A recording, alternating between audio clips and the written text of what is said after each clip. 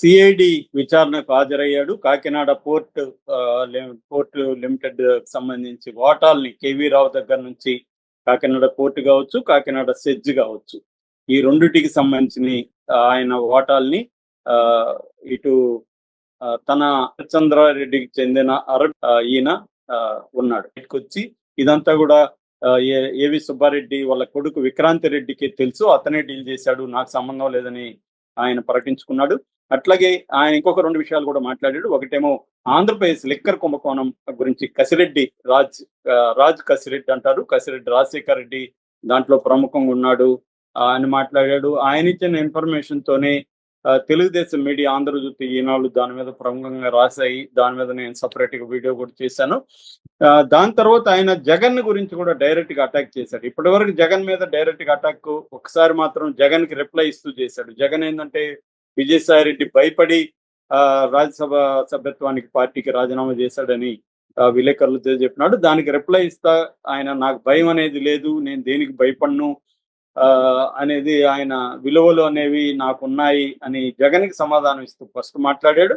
రెండవది, మొన్న ఆయన్ని జగన్ గురించి ఎవరు అడగపోయినా జగన్కి చుట్టూ కోటరీ ఉంది, ఆ కోటరీ మాటలు జగన్ వింటున్నాడు, అందుకనే జగన్ ఓడిపోయాడు, ఇప్పటికి కూడా అదే కోటరీలో ఉన్నాడు, ద్వితీయ శ్రేణి కోటరీ మాటలు వింటున్నాడు, ఇదే కానీ కంటిన్యూ అయితే జగన్కి కష్టము, భవిష్యత్తు ఇబ్బంది అవుతుంది, ఎందుకంటే నేనేమి చెప్పలేను అని కూడా ఆయన మాట్లాడాడు. ఆ కోటరీ ఎవరు ఏంటి అనేది కూడా నేను సపరేట్ వీడియో చేశాను మన ఛానల్లో. ఒకప్పుడు ఈయన కూడా నెంబర్ 1 కోటరీలో ఉంటున్నాడు. 2 రకాల కోటరీ, ప్రథమ శ్రేణి, ద్వితీయ శ్రేణి అనుకుంటే ప్రథమ శ్రేణి కోటరీలో సజ్జలతో పాటు ఈయన కూడా ఉన్నాడు ఒకప్పుడు. ఇప్పుడు ఏమైంది, ఆయన మళ్ళీ ఒక ట్వీట్ చేశాడు. ఈ ట్వీట్ చేయడానికి కారణం ఏంటంటే ఆయన మీద వైసీపీ వాళ్ళు చాలా మంది రివర్స్ అటాక్ చేయడం మొదలు పెట్టారు. మాజీ ఎమ్మెల్యేలు కావచ్చు, మాజీ మంత్రులు కావచ్చు, వీళ్ళందరూ ఆయన విజయసాయి రెడ్డిని విమర్శిస్తూ వీడియోలు చేయడం మొదలు పెట్టారు. దాంతో విజయసాయి రెడ్డి కూడా ఒక ట్వీట్ చేశాడు. ఆ ట్వీట్ ఏంటంటే, పూర్వం రాజుల కాలంలో కూడా రాజుల చుట్టూ కోటరీ ఉండేది, ఆ కోటరీ తమ ప్రయోజనాల కోసం రాజుని తప్పుదారి పట్టించేవాళ్ళు, మిస్ఇన్ఫర్మేషన్ ఇచ్చేవాళ్ళు. కొంతమంది తెలివైన రాజులైతే వీళ్ళ మాటలు నమ్మకుండా మారువేషంలో ప్రజల దగ్గరికి పోయి డైరెక్ట్ గా ప్రజల నుంచి విషయాలు తెలుసుకునేవాళ్ళు, ఈ కోటరీని పక్కన పెట్టేవాళ్ళు. తెలివి లేని మూర్ఖులైన రాజులు కోటరీ మాట వినేసి రాజ్యం పోయేది, కోట పోయేది, కోటరీ పోయేది, కోట పోయేది అనేది మాట్లాడాడు. అట్లా జగన్ కూడా ఇప్పుడు మూర్ఖుడైన రాజా, తెలివైన రాజా అన్నట్టుగా ఆయన ప్రశ్న సంధించాడు. తెలివైన రాజు అయితే కోటరీని పక్కన పెట్టి డైరెక్ట్ గా ప్రజల్లోకి వెళ్తాడు, తెలివి తక్కువ రాజు అయితే కోటరీ మాటని ఫైనల్ గా ఆయనకి కోటరీ పోతుంది, కోటా పోతుంది. ఆల్రెడీ కోటా పోయింది కానీ కోటరీ పోలేదు అనేది ఇప్పుడు జగన్ మీద విమర్శలు.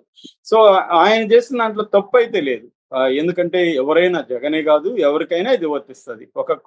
నీ చుట్టూ ఒక వలయం పెట్టుకొని ఆ వలయాన్ని దాటి ప్రజల్లోకి డైరెక్ట్ గా రాకపోతే ఈ వలయం ఏం చెప్తుందో దాన్ని నువ్వు నమ్మాల్సి వస్తుంది.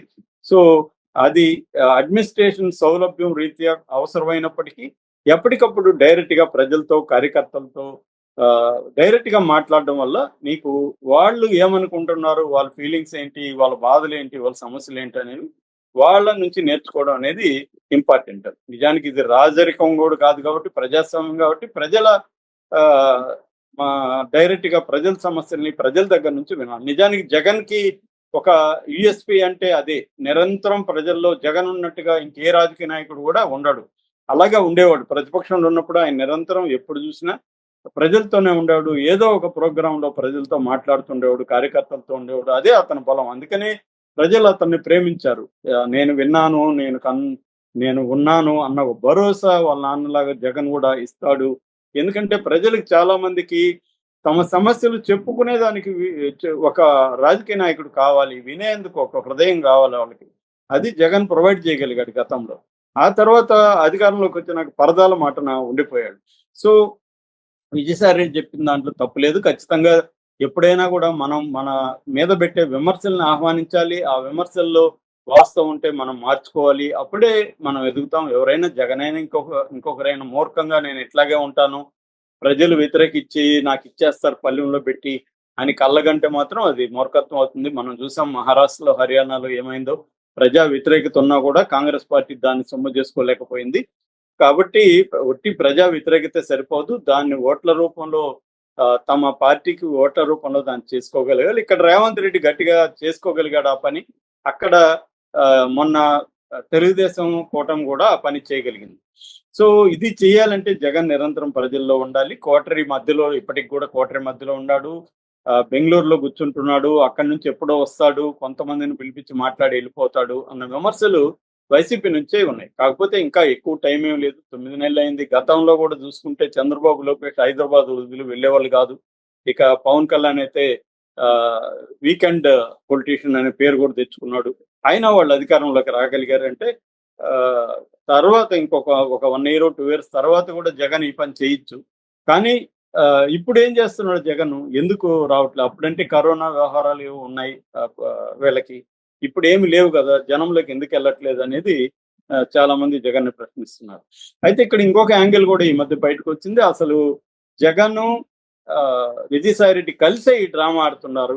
ఎందుకంటే జగనే విజయసాయి రెడ్డిని బీజేపీలోకి పంపించేదానికి ప్లాన్ చేస్తున్నాడు. జగనే విజయసాయి రెడ్డిని తన మీద తిట్టమని జగన్‌కి విజయసాయి రెడ్డి గొడవ ఉన్నట్టుగా నమ్మించడానికి ట్రై చేస్తున్నాడు. ఎందుకంటే బీజేపీలో జగన్‌కి పట్టు అవసరం. తన తన మీద కేసులున్నాయి. భవిష్యత్తులో కూడా చంద్రబాబు కేసులు పెట్టి జగన్‌ని వేధించే అవకాశం ఉంది. వీటన్నిటిని తట్టుకోవాలంటే బీజేపీ అండ కావాలి. ఎందుకంటే చంద్రబాబు బీజేపీ కంట్రోల్‌లో చంద్రబాబు అయినా, పవన్ కళ్యాణ్ అయినా అల్టిమేట్‌గా బీజేపీ కంట్రోల్‌లో ఉంటారు కాబట్టి బీజేపీ గుడ్ బుక్స్‌లో తను ఉండాలి. ఆల్రెడీ విజయసాయి రెడ్డి తనకి ఢిల్లీకి మధ్య ఒక లైజనింగ్ పొలిటీషియన్‌గా పనిచేశాడు ఇన్ని రోజులు. ఆయనకి